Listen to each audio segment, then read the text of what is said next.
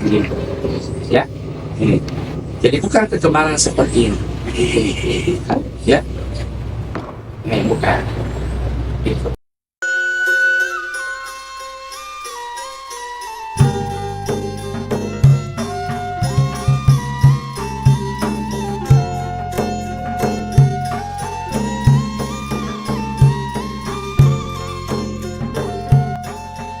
Assalamualaikum warahmatullahi wabarakatuh. Selamat siang. Pada kesempatan ini saya dari komunitas bisu di Kerajaan Bone, Kabupaten Bone, Provinsi Sulawesi Selatan. Nama saya Fitri Albenteni yang lebih dikenal Mami Fitri. Saya adalah salah satu komunitas bisu dan tugas saya adalah pengelola objek wisata Toraja Petapung Loe atau Bola Soba yang di bawah naungan Dinas Kebudayaan Pariwisata Kabupaten Bone. Pada kesempatan ini saya akan menceritakan tentang apa itu bisu dan peran fungsi bisu di masa lampau dan sekarang. Di zaman dulu, sejak Bone didatangi atau datangkan salah satu Raja Bone pertama itu Tomanulu sekitar kurang lebih 600 yang lalu. Bone itu kan siang bale, kacau bale. Bone waktu itu mereka tidak punya pemimpin. Kacau siapa yang kuat itulah yang berkuasa. Setelah kejadian alam di tanah Bone, yaitu hujan lebat, suara guntur, kemudian terjadilah suatu musibah, maka sosok itu muncul di bagian kelurahan Manurunge dengan nuansa kuning dan perangkat-perangkatnya itulah yang dikenal Tomanulu atau Mata Siloko. Mata Siloko istilah sini seberapa jumlah orang tanpa menghitung mereka tahu jumlahnya bahwa jumlah orang yang terkumpul dalam satu tempat sekian. Kemudian pada saat munculnya Tomanulu diperkirakan sudah ada komunitas bisu yang merupakan pendamping daripada raja. Bisu di sini adalah istilahnya dalam sebelum masuki bisu itu calabai atau yang lebih dikenal sekarang adalah waria. Kalau zaman dulu calabai atau waria sangat dianggap orang ketiga istana kerajaan pun. Bisu adalah sekelompok manusia yang merupakan manusia pendeta Bugis kuno di kerajaan Bugis Sulawesi Selatan. Di zaman dulu itu bisu adalah merupakan orang suci. Mereka tidak beristri, mereka tidak punya. Kemudian itulah yang diberdayakan dalam suatu kerajaan, dan kelebihannya bisu itu mampu menghubungkan kepada diri dewata semuanya. Ini sebelum konsep Islam di tanah Bone. Jadi pada waktu itu bisu inilah segala sesuatu yang ada di kerajaan dan di masyarakat Bone adalah bisu yang mengatur. Raja tidak bisa berbuat apa-apa selain tidak pendapat dari para bisu. Ada bisu yang mampu mengobati seseorang, bisu yang memberikan nasihat kepada kerajaan, bisulah yang memiliki mantra-mantra memantoi langit atau ngomong kepada dewata sewan, atau istilah sekarang besar adalah Tuhan yang Maha Besar. Kemudian bisu dalam hal ini adalah merupakan komunitas yang sangat diperhatikan di kerajaan Bugis dulu. Mengapa? Karena bisulah mengatur segala-gala kegiatan ritual dan prosesi-prosesi adat di daerah kerajaan Bugis. Kemudian bisu di sini diberdayakan karena dia memiliki suatu kelebihan. antara lain, mengapa? Karena dia calabai.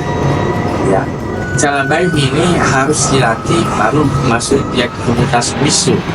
Jadi tidak semua calabai alias walia itu bisa masuk ke jenjang bisu.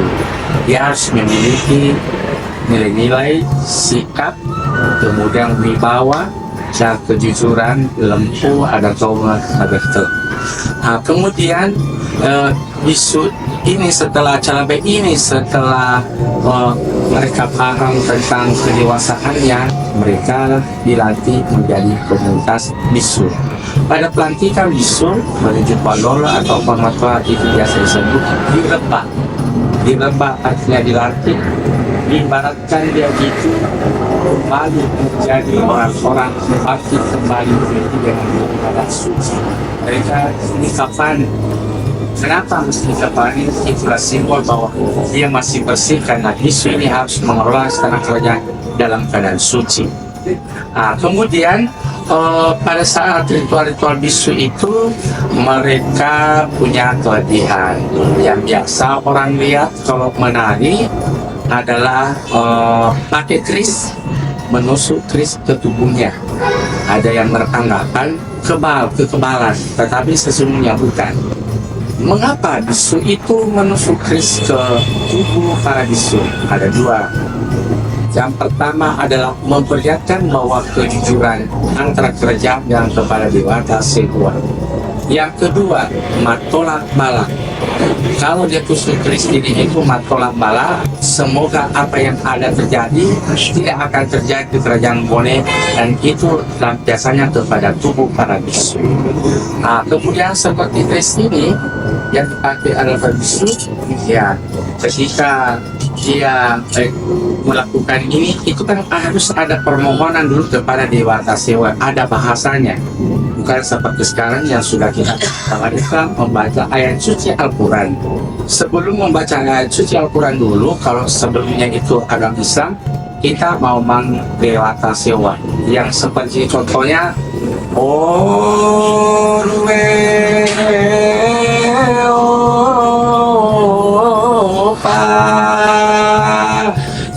soy koroni sikiri punga coda ampula wengi lama aku ngerok kaju abis sungi opa.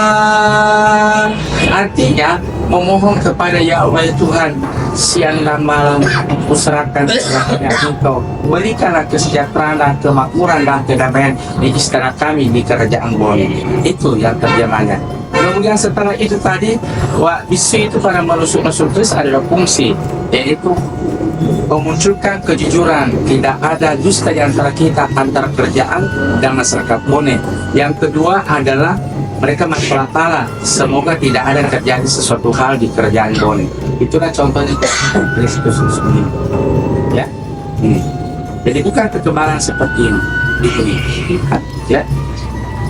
Ini bukan.